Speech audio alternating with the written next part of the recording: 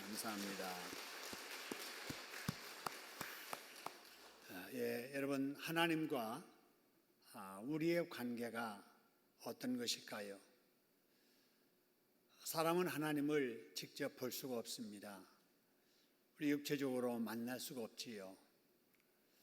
그렇기 때문에 그 하나님이 우리 인간과 어떤 관계에 있는지를 사람은 알지를 못합니다. 그래서 우리 하나님께서 하나님과 사람과의 관계를 알려주시기 위해서 세상의 여러 민족 중에 이스라엘이라고 하는 사람들을 선택하시지요. 그러므로 하나님과 이스라엘 관계를 우리가 잘 이렇게 살펴보면 바로 우리와 하나님의 관계도 우리가 이해할 수 있게 됩니다. 여러분, 그렇다면 하나님과 이스라엘의 관계는 어떤 관계일까? 성경을 이렇게 쭉 읽다 보면은 부모와 자녀 관계로 나타나지요. 그래서 하나님을 믿는 자들은 하나님을 향하여 아버지라고 부릅니다. 그런 사람들의 하나님은 아버지 역할, 어머니 역할 하시지요. 부모의 역할 하십니다. 또 하나님과 이스라엘 관계를 성경을 보면은 남편과 아내, 부부 관계로 설명하기도 하고요. 또는 주인과 종의 관계로 이렇게 설명하기도 합니다. 그래서 하나님을 믿는 사람들이 하나님을 부를 때 주여 이렇게 부릅니다. 주님이시여 이렇게 부르지요. 그 주님이라고 하는 말이 주인님이시여 그런 말이지요. 또한 하나님과 이스라엘 관계를 왕과 신하의 관계로, 그래서 하나님을 만왕의 왕으로, 또 그 하나님을 섬기는 백성들은 신하와 같은 관계로 이렇게 표현이 많이 됩니다.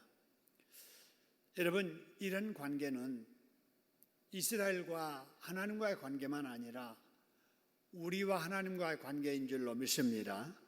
우리도 똑같이 그럽니다. 하나님을 아버지라고 부르잖아요. 또 예수님을 신랑이라고 하잖아요. 우리는 신부라고 하잖아요. 우리는 예수님, 우리 하나님을 주님이라고 하잖아요. 또 왕이시여 그렇게 하잖아요. 그래서 이런 모든 이스라엘과 하나님과의 관계와 우리와 하나님과의 관계는 똑같습니다. 그런데 이런 관계들의 특징은 뭐냐면요, 생명을 나누는 관계라는 거지요. 부모가 괜히 그냥 생기는 게 아니잖아요. 잉태하고 낳고 희생하고 사랑하고 그 관계 속에서 부모와 자녀 관계가 유지되는 거지요. 부부 관계도 마찬가지지요. 남편과 아내, 신랑과 신부, 바로 사랑과 신뢰 그리고 정조를 지키는 그런 도리가 따라오는 거지요. 주인과 종의 관계는 순종하는 거지요. 왕과 신하 관계는 충성하는 거잖아요. 자, 이런 관계를 우리가 잘 이해를 하고, 자, 그러면 본문에 나타난 하나님과 이스라엘 관계는 어떤가를 보면서 또 나는 지금 하나님과 어떤 관계인가 하는 것을 살피는 시간이 되시기를 소원합니다. 자, 본문에 나타난 하나님과 이스라엘 관계를 한번 볼까요? 3절에 보니까 여러분 이런 말씀이 있습니다. 에브라임아 그러죠? 에브라임아. 이거는 북쪽 이스라엘을 가리키는 말이죠. 그 지파 중에 한 지파가 에브라임 지파잖아요. 근데 이제 북쪽에 있는 10지파 중에 에브라임 지파가 주를 이루게 됩니다. 그래서 북쪽 이스라엘을 가리킬 때는 바로 에브라임아 이렇게 하는 거죠. 자, 그런데 이제 북쪽 이스라엘이 어찌했는가 보세요. 네가 뭐 하였고 그랬어요? 음행하였고 그랬어요. 여러분, 음행했다라고 하는 것은 뭐 그들이 살아가면서 도덕적으로 윤리적으로 성적으로 타락했다 하는 그런 의미가 아닙니다. 여기서 음행했다라고 하는 것은 하나님과의 관계에서 음행했다 하는 거예요.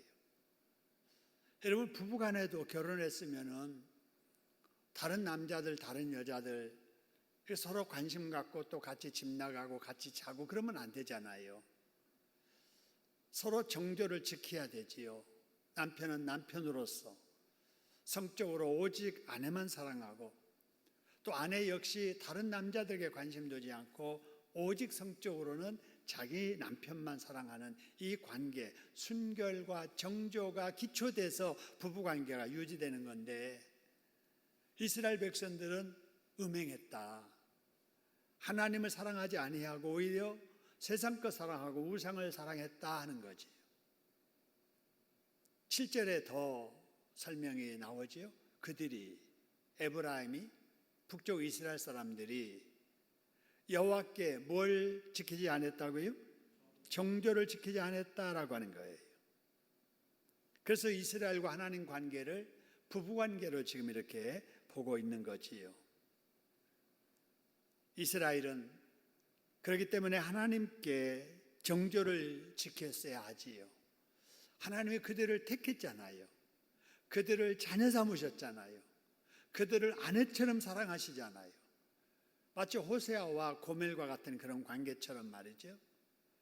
무슨 자격이 있어서가 아니라 바람나고 창녀촌에서 돈 받고 몸을 파는 그런 추한 여자라도 바로 호세아가 가서 그를 아내로 맞이한 것처럼 다른 민족보다 이스라엘 백성들이 더 성결해서 이스라엘을 하나님이 백성 삼으신 게 아니잖아요. 그저 사랑 때문에 그런 관계를 하나님께서 맺었다면 이스라엘 백성들은 하나님만을 사랑해야 되지요. 그런데 그 정조를 지키지 않았다라고 하는 것은 하나님을 등 돌리고 세상을 향하고 우상을 섬기기 시작했다 하는 겁니다. 여러분, 오늘날 우리 신앙생활도 마찬가지예요. 우리 하나님은 우리를 자녀 삼으시고 또한 영적으로 우리를 아내 삼으셨지요. 그러면 우리는 나를 그렇게 사랑하신 우리 하나님께 의리를 지켜야 되잖아요. 하나님이 나를 사랑하셨으니 나도 사랑해야 되고, 여러분, 하나님께서 우리를 아내처럼 여기시니 우리도 하나님을 남편과 같은 마음으로 우리의 신앙의 정조를 지켜야 될 줄로 믿습니다. 믿었다 안 믿었다, 절에 갔다 점쟁이한테 갔다 이렇게 하는 것은 바람난 거예요. 바람난 거죠. 영적으로 바람난 사람들이 많아요. 세상도 섬기고 하나님도 섬기고, 돈도 섬기고 하나님도 섬기고, 필요하면 가서 궁합도 보고 또 뭐 손 없는 날도 보고 또 물어보기도 하고, 철학관에 가서 애들 이름 짓고, 여러분, 이런 모든 것들이 다 바로 오늘날 우리가 하나님 앞에 바람나고 정조를 지키지 않는 모습들이지요. 혹이라도 내가 과거 북이스라엘처럼 정조를 지키지 않고 또 음행하지 않았느냐, 이런 것들을 한번 생각해 보면서 나는 절대 그런 일이 없어 그러지 말고 그 비슷한 일이라도 있다면은 깨닫고 회개하는 기회가 되기를 소원합니다. 여러분, 이런 바람나고 정조를 지키지 않은 이스라엘 백성들에게 하나님께서 뭐라고 하시는가? 여러분, 1절 한번 보시기 바랍니다. 1절 보니까 하나님께서 부르시는데, 자 밑에서부터 부를게요. 왕족들아 그래요. 귀를 기울이라. 너희에게 무엇이 있나니 그래서요? 심판이. 그냥 왕족들이 하나님 앞에 심판받을 짓을 한 거예요.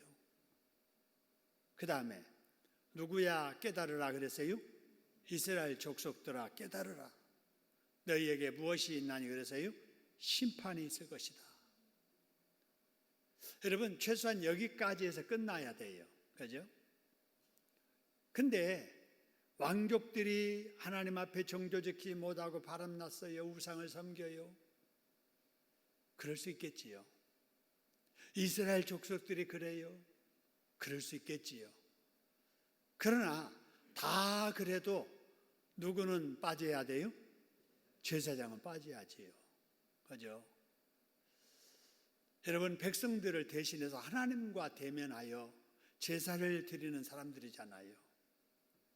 근데 문제는 왕족들 속에 제사장들도 똑같다는, 이스라엘 족속도 다 똑같다는 거예요. 여러분, 이스라엘 사람들이 하나같이 하나님 앞에 심판받을 이런 모습을 하고 있었다라는 사실입니다. 여러분, 지금 이런 시대에 우리가 어떻게 살아야 될 것인가? 여러분, 정말 어려운 때를 지금 살고 있잖아요. 여러분, 인터넷 보면은 교회가 세상 사람들의 웃음거리가 되고 있습니다. 그 댓글들 읽어보면은 참 안타까워요. 목사들이 모여서 신유 은사 배운다고 그 좁은 공간에서 그 신유 은사 집회 하다가 확진자가 돼가지고 지금 막 퍼지고 있잖아요. 그러니까 세상 사람들 뭐라고 한 줄 아세요? 너네들은 안 걸려야지. 여러분, 거기 목사들이, 여러분 오해하지 마세요. 우리 교단과 같이 체계적으로 공부한 그런 목사들이 아니에요. 그냥 대충 한 1, 2년 공부해서 목사 안수 받은 그런 사람들이에요. 우리는 그들과 다르다고 자부하지만 세상 사람들은 똑같이 본다는 거예요. 참 안타까워요. 여러분, 그런 걸 보면서 정말 우리가 이 사회 속에서 어떻게 살아야 될 것인가? 여러분, 다르게 살아야 될 줄로 믿습니다. 역시 다르다는 소리를 듣게 살아야지. 아니, 천주교는 확진자 안 나오고 불교는 확진자 안 나오는데 개신교는 이러면서 신천지와 다를 게 뭐가 있냐고 그러잖아요. 참 너무나도 안타깝습니다. 여러분, 우리는 달라야 돼요. 세상 사람들과 똑같으면 안 되지요. 여러분, 그러면 이스라엘 사람들이 왜 그렇게 심판의 대상이 되어버렸을까? 물론 결론은 그거죠. 하나님을 떠나 우상 섬기니까 그렇게 됐지만, 그렇게 되는 과정 속에 일이 오늘 1절에 이렇게 나와 있습니다. 1절 하반절에 여기 이제 지역이 나오죠. 두 지역이 나오는데 한 지역은 미스바가 나오고 한 지역은 다볼이라고 하는 지역이 나오지요. 근데 이 두 지역에서 너희가, 이스라엘의 지도자들이 뭐가 되며 그랬어요? 올무가 되고 또 뭐가 됐다고요? 그물이 되었다. 여러분, 올무는 백성들이 잘 모를지라도 지도자들이 그걸 알아서 올무를 치우는 사람들이 돼야 되잖아요. 백성들이 알지 못하는 그물이 있다면은 그 그물을 지도자들이 알려주고 걸리지 않도록 피하게 하고 또 치워주는 역할을 해야 되잖아요. 그런데 이 당시에 이스라엘의 지도자들, 이스라엘 백성들이 올무가 되었다는 거예요. 그물이 되었다는 거예요. 여러분, 이 두 장소 미스바는 또 다볼은요, 이 당시 이스라엘 역사에 있어서 굉장히 의미가 있는 장소들입니다. 여러분 아시는 대로 미스바는 사무엘 때 블레셋의 공격을 받잖아요. 이때 이스라엘 백성들 하나님 앞에 회개하고 하나님 앞에 돌아온 바로 그 장소입니다. 이스라엘 백성들이 금고리, 그냥 목걸이, 팔찌, 우상을 섬겼던 이 모든 우상을 다 갖다 놓고 하나님 앞에 회개하고 그러고 나서 블레셋을 물리쳐서 승리했던 장소가 미스바입니다. 근데 그런 곳에서 백성들이 죄짓게 만드는 올무 역할을 했다라는 거지요. 다볼도 마찬가지예요. 여사사 드보라가 가나안의 왕 야빈의 군대 정한 시스라의 철병거를 부수고 다시 하나님 앞에 백성의 모습을 회복한 이러한 장소입니다. 두 곳 다 빗나갔던 이스라엘 백성들이 하나님 앞에 회개함으로 참된 신앙을 되찾는 부흥의 상징적인 장소가 바로 여기 다볼과 미스바인데, 이스라엘 지도자들이 이곳에서 우상을 만들어 놓고 우상을 섬김으로, 지도자가 우상 섬김에 다 따라서 하는 거예요, 백성들이. 그래서 그들이 마치 올무에 걸리고 그물에 걸리듯 죄를 짓게 만들었다라는 거예요. 여러분, 지도자가 지도자의 모습을 가져야 되는데 그러지 못했다는 거지요. 또 그들이 했던 일이 뭘까? 2절에 이렇게 설명을 합니다. 자, 누가 살육죄에 깊이 빠졌으며, 그래서요? 패역자. 여러분, 이 패역자는 것은요, 반역자예요. 근데 이 반역자가 누구냐? 아까 말한 왕족들, 제사장들, 그리고 이스라엘 백성들, 방백들까지 포함하지요. 여러분, 이들이 살육죄를 범했다. 사람을 죽였다는 거예요. 여러분, 왜 지도자들을 죽였을까? 지도자들이 왜 이런 사람들을 죽였을까? 본문에는 나타나지 않습니다. 여러분, 성경은 우리가 알고 싶은 내용을 가슴 시원하게 이렇게 드러내는 일도 있지만 감춘 그런 부분들도 있어요. 가려워 놓는 거지요. 그런 부분들은 우리가 그때 정황을, 또 앞뒤 말씀들을 이렇게 읽어보면서 이 합리적인 추론을 가능한 거지요. 여러분, 그렇게 볼 때 이 사람들이 뭐 했을까? 아마 이랬을 것 같아요. 이스라엘 백성들이 지금 지도자들이 타락하고 있잖아요. 백성들도 지금 지도자들 본받아서 타락하고 있잖아요. 우상을 섬기는 것이 일상처럼 이제 자꾸 변해가는 거예요. 그때 이러면 안 되겠다라고 하는, 여러분, 믿음의 사람들이 있었을 겁니다. 이럴 때 기득권자들, 지도자들의 눈에는 이들이 눈의 가시예요.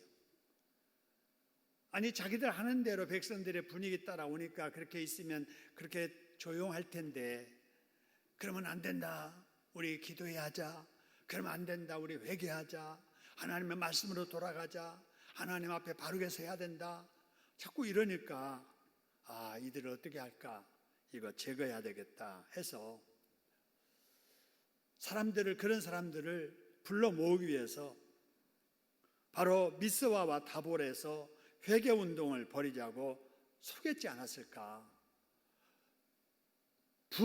대부흥의 장소 미스바, 대회개운동, 각성운동 다볼, 이렇게 광고 붙이고, 그 광고 보고 숨어 있었던, 전국에 흩어졌던 소위 남은 자들이 나서서 거기에 와서 모여 있을 때 바로 이들이 거기 있는 사람들을 몽땅 죽인 겁니다.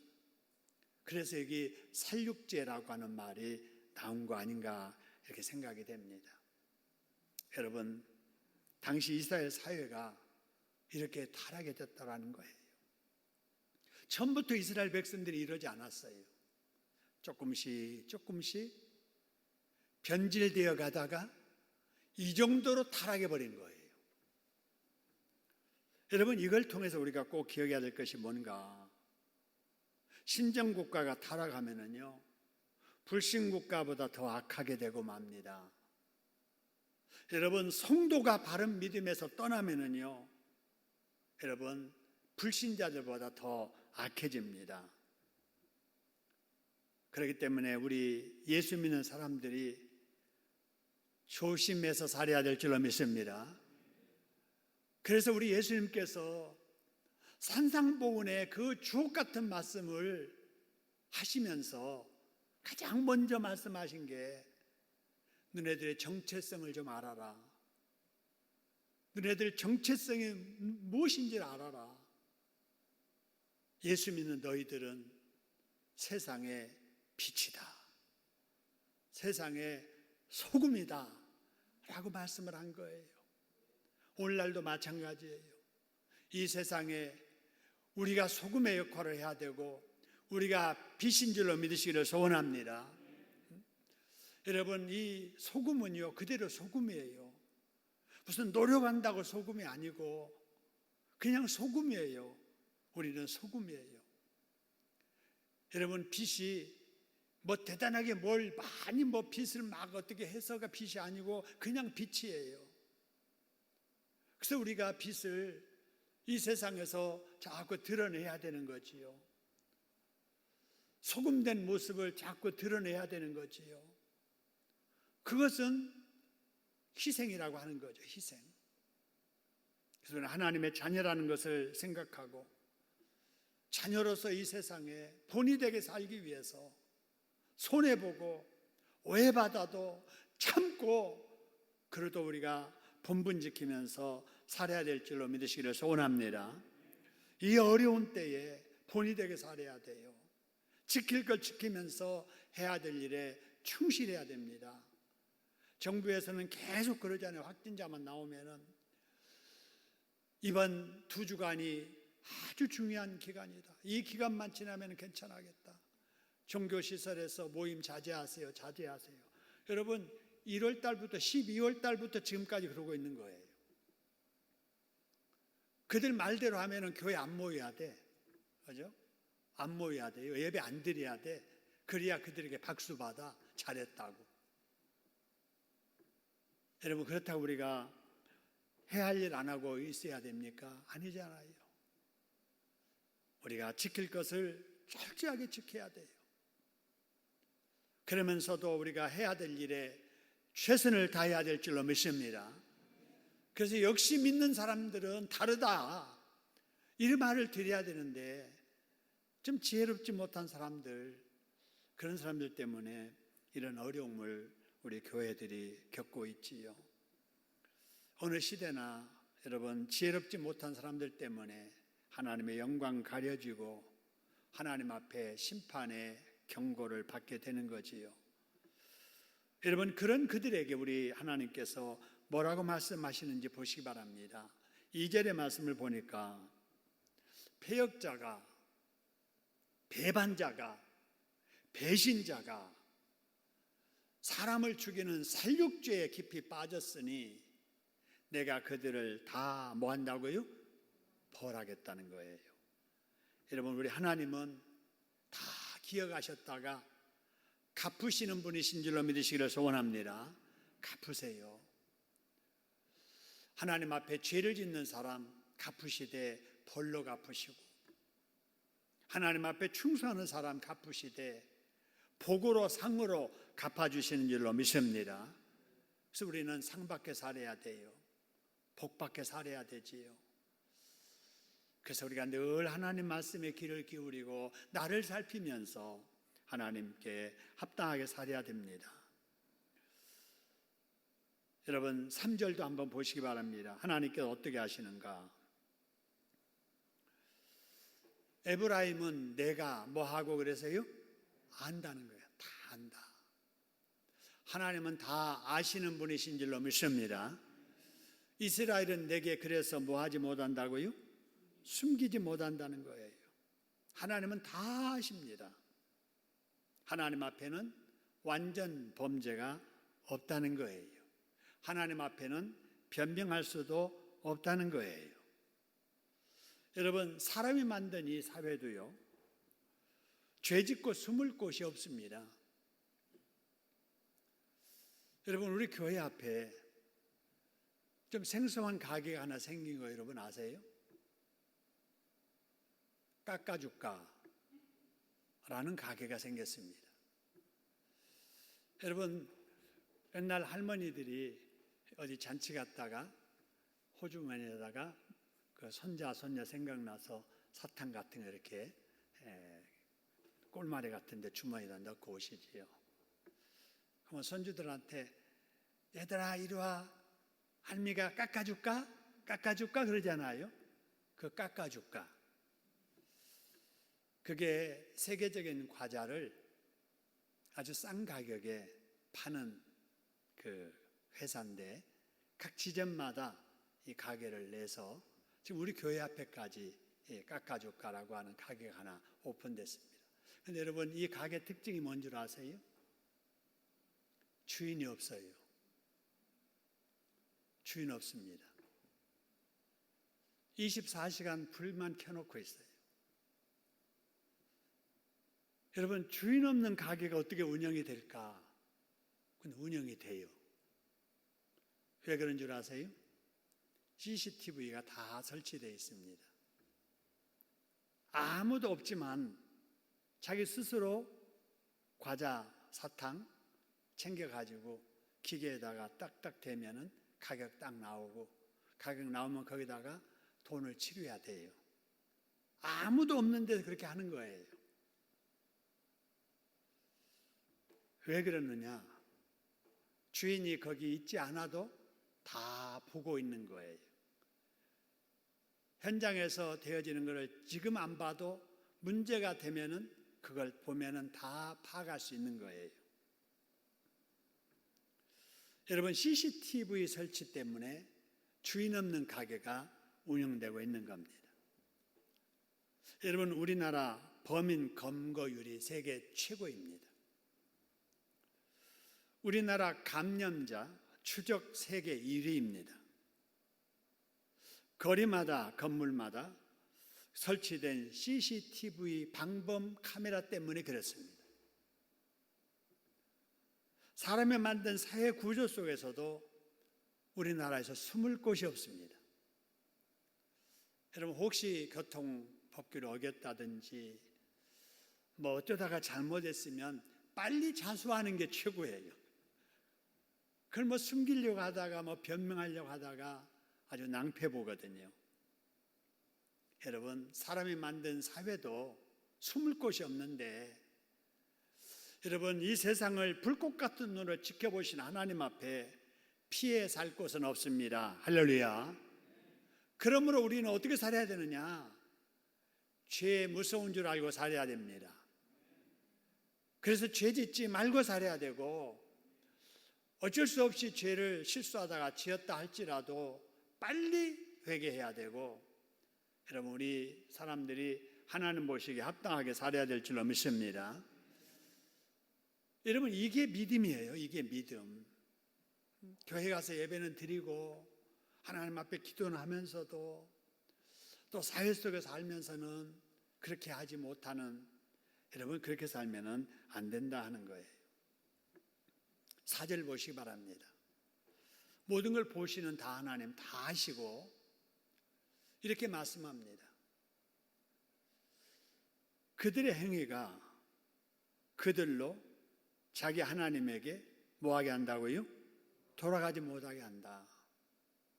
이스라엘 백성들이 하나님을 떠나서 우상을 섬기는 이유 중에 하나가 바로 이거예요. 이스라엘 백성들이 아무리 타락했어도 일말의 양심들은 있었지 않겠어요? 그래서 순간순간 내 이러면 안 돼. 하나님께 나아가야 돼. 여러분, 그러다가도 그러지 못한 거예요. 지난번에 말씀드린 것처럼 그 엠번방의 운영자 주빈이라고 하는 사람, 검거되는 날 기자들 앞에 딱 서서 고맙습니다, 감사합니다 그랬어요. 멈추고 싶었지만 멈추지 못했던 악마 같은 삶을 멈추게 해주셔서 감사합니다. 여러분, 한번 마귀에게 이렇게 붙들리게 되면은요, 스스로 헤어나올 수 없는 겁니다. 자기가 한번 잘못한 그것이 자기를 계속 이렇게 엮는 거예요. 죄를 짓게 되면은 죄에 대해서 감각이 무감각해지면서 이상한 자존심이 높아져서 하나님 앞에 고개 숙이고 싶지 않는 그런 마음 때문에 결국은 하나님 앞에 나아가지 못하는 거지요. 그래서 한번 죄를 부인하게 되면 계속 죄를 짓게 되고, 그래서 결국은 하나님께로 돌아서게 되는 것입니다. 여러분, 또 오늘 여기 말씀 보니까 이는 그랬잖아요. 왜 그 행위가 그들로 하나님 앞에 돌아가지 못하게 하는가? 그 밑에 줄에 보니까 이는 무엇이 그 속에 있어서 여호와를 알지 못하게 한다고요? 음란한 마음. 여러분, 죄를 짓게 되면은 그 죄를 짓고자 하는 그 마음이 하나님에 대해서 관심 없게 자꾸 만드는 거예요. 성경 읽을 필요 없어. 교회 갈 필요 없어. 설교 들어봐야 그래.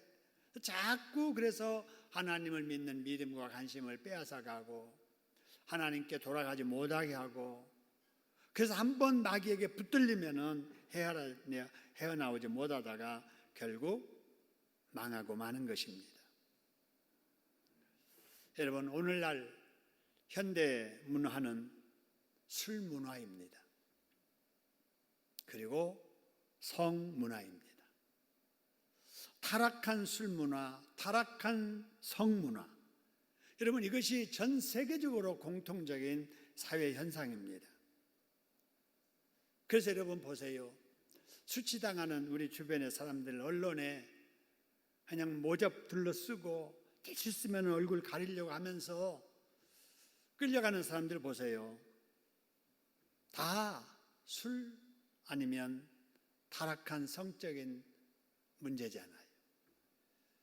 사람이 이게 가장 약한 거예요. 또 거기에 또 돈이 또 여기 연관되지요. 여러분, 그렇기 때문에 우리가 이 세상에 살면서 이 악한 세상, 어쩌면 소돔과 고모라성 같은 그 문화 속에서 우리가 살고 있잖아요. 우리 자녀들도 그렇게 그 환경 속에서 살고 있잖아요. 그렇기 때문에 우리가 타락한 이 세상에서 신앙 지키면서 바르게 살려면은 분별할 줄 아는 지혜가 있어야 될 줄로 믿습니다. 분별할 줄 아는 지혜. 여러분, 이 분별의 지혜는 학교에서 배우는 게 아니에요. 학원에서 배우는 게 아닙니다. 하나님 앞에서만 배울 수 있는 지혜입니다. 할렐루야. 그래서 어려서부터 우리 아이들이 성경적인 가치관을 갖도록 계속해서 성경을 읽도록 해야 되고, 위에서 지켜보신 하나님을 의식하면서 기도하면서 살도록 지도해야 되는 거지요. 우리 어른들도 마찬가지예요. 우리가 주일날 예배드리고 또 이 자리에 나온 이유는 중간 점검하고 영적 재충전하는 시간이에요. 그래서 주일날 받은 은혜로 3일을 살다가 남은 3일을 수요일날 말씀으로 다시 영적으로 충전하고 살 때 우리에게 도전해오는 유혹을 걸러내고 물리치면서 우리의 시선을 하나님 앞에 집중하면서 한 걸음 한 걸음 주님 앞으로 나아가는 줄로 믿으시기를 소원합니다. 그래서 수요일날 예배가 중요해요. 금요일날 심야기도도 마찬가지고 매일 새벽 예배도 마찬가지예요.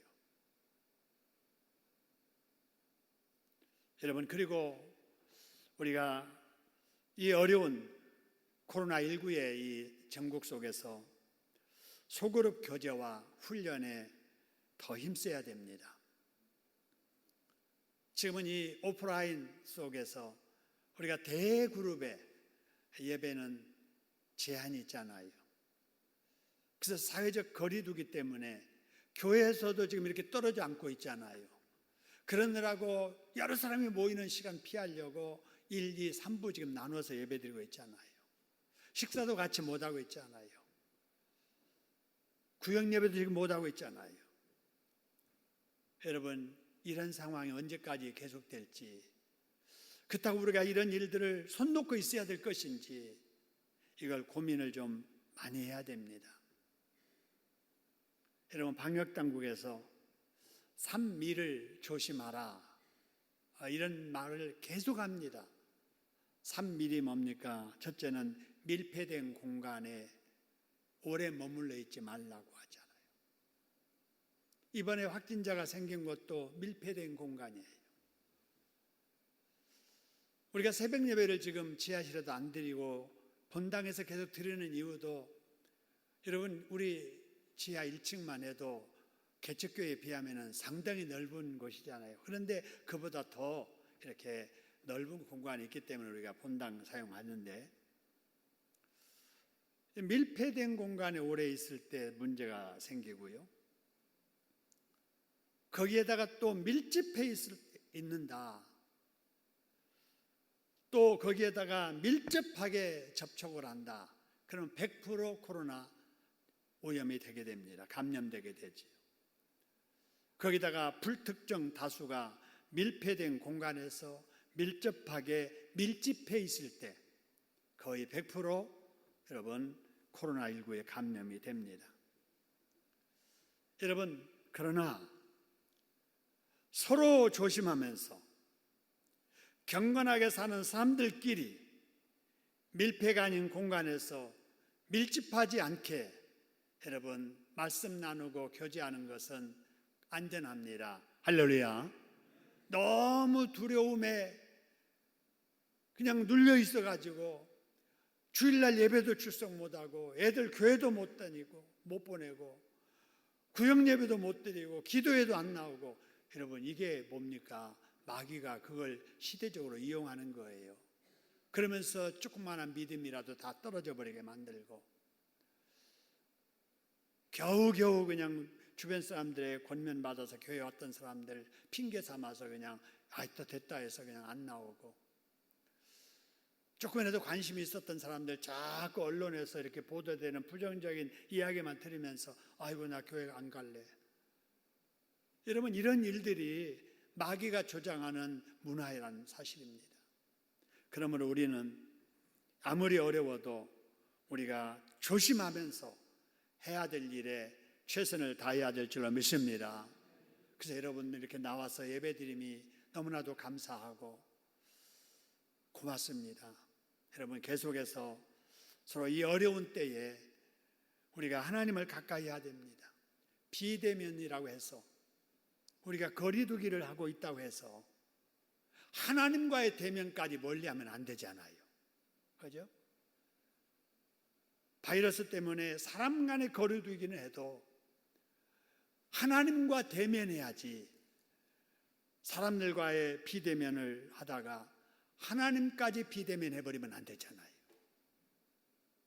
사회적인 거리를 두어도 하나님과는 더 밀접하게 가까워져야 될 줄로 믿습니다. 여러분 죄를 멀리하지 못하고 죄를 지으면 어떤 결과가 있을까? 6절 말씀입니다. 여러분 6절 보니까 이런 말씀 있죠. 그들이 여호와를 찾으러 가요. 그런데 뭘 끌고 찾으러 간다고 그래서요? 양떼와 소떼를. 얼마나 급하면 그러겠어요. 얼마나 하나님의 도움이 필요하면 그러겠어요. 그런데 죄를 짓다가 하나님이 필요해서 양떼 소떼를 끌고 하나님을 찾으러 갈지라도 하나님을 뭐 한다고요? 만나지 못한다는 거예요. 왜 그러느냐? 그런 사람들에게 이미 하나님은 그들에게서 뭐 했다고요? 떠났기 때문이라는 거예요. 여러분, 하나님은 영원히 우리 곁에 계시는 분이 아니에요. 때가 있습니다. 때가 있습니다. 여러분, 지금의 때는 누구라도 언제든지 예수님 앞에 나와서 예수님을 믿으면 예수님이 그 속에 들어가시고 그와 더불어 함께 하시고 그를 인도하시고 지키시고 보호하시고 영생의 천국으로 인도하시는 줄로 믿습니다. 그런데 이때가 영원히 보장되는 것이 아니에요. 여러분, 노아의 시대에 방주문이 항상 열려진 게 아니었잖아요. 때가 되니까 열렸던 방주문 닫히잖아요. 비가 오기 시작하니까 그때서야 문을 좀 열어달라고 아무리 소리 질러도 닫힌 문 다시 열리지 않잖아요. 때가 있는 거예요. 여러분, 이렇게 자유롭게 예배드릴 수 있는 때, 자유롭게 기도할 수 있는 때, 기도하면 얼마든지 응답받을 수 있는 때, 사모하면 얼마든지 은혜 받을 수 있는 때, 하나님 앞에 헌신하면 하나님께서 얼마든지 복 주시는 이런 때가 있음을 여러분 믿으시기를 소원합니다. 얼마나 감사한지 몰라요. 때를 놓치게 되면 어떻게 되는가? 7절 보고 마치겠습니다. 7절 보니까 그들이 정조를 지키지 아니하고 사생아까지 났어요. 근데 그 다음 말씀 보니까 그러므로 있습니다. 그러므로 보세요. 하나님의 신부된 하나님의 백성들이 정조를 지키지 아니하고 바람나서 우상 섬기다가 사생아까지 날 정도가 됐다는 거예요. 그러므로 무엇이 그들과 그 기업을 함께 삼킨다 그래서요? 뭐가요? 세 달이에요. 세 달. 여러분, 세 달은 좋은 의미잖아요. 세 달. 아이고 5월 갔으니까 6월 달 좋은 달이 될 거야. 아이고 2020년 빨리 지나가고 백신이 이렇게 만들어지는 2021년이 됐으면 좋겠다. 새해 기대가 되잖아요. 그런데 여러분, 하나님 앞에 죄를 지은 이 사람들에게 새로운 달, 세 달이 그들에게는 그들을 삼키는 달이 될 것이다 라는 사실입니다. 여러분, 회개할 줄 모르는 사람에게 하나님은 그 세 달도 빼앗아 버리는 거예요. 다시는 새로운 소망의 축복의 기회를 주시지 않는다라는 사실입니다. 여러분, 우리는 기회 속에 살고 있습니다. 하나님께서 여전히 우리를 사랑하시고 축복하시는 이런 은혜의 시대에 살고 있습니다. 심판의 시대가 곧 찾아오게 될 겁니다. 여러분, 개인적으로 교회 가고 싶어도 나오지 못하는 여러분 육신의 건강에 질병의 어두움의 때가 올지도 몰라요. 세계적으로 주님이 재림해서만 우리가 마지막이 아니잖아요.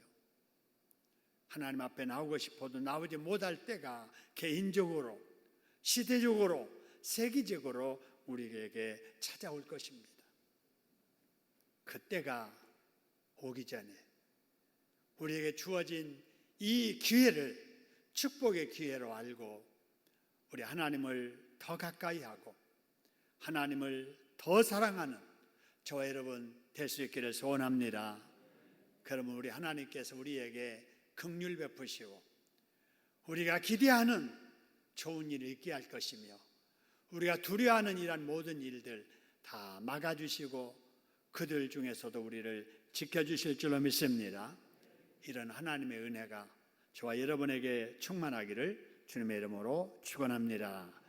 우리 한번 기도하지요. 주신 말씀 생각하면서 그렇습니다. 하나님, 하나님과의 관계 속에 저희들 자녀입니다. 또 아내 같은 입장에 있습니다. 본분 지키고 정조 지키게 하시고 바람나지 않게 하시고 하나님 등 돌리지 않게 하시고 하나님만 사랑하는 우리들 되게 해달라고 우리 하나님 앞에 통성으로 기도합니다. 거룩하신 하나님 아버지, 우리 하나님의 은혜를 진심으로